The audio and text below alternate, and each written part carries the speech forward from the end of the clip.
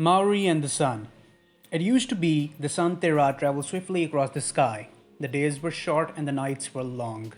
There was no time for Maori and his brothers to hunt, fish, and cultivate plants, and even to make war.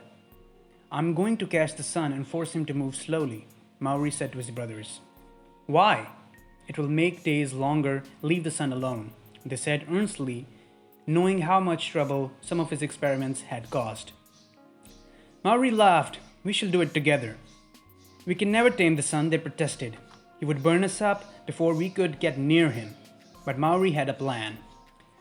Maori and his brothers got to work and gathered flax, and Maori taught them the unknown art of plaiting flax fibers into ropes.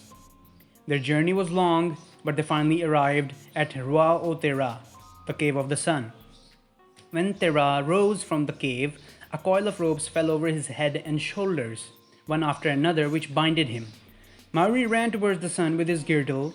He pulled out of the magic jawbone of his ancestor Muri-ranga and beat the helpless sun until he cried for mercy. Maori chanted a spell known as punga to keep the sun moving.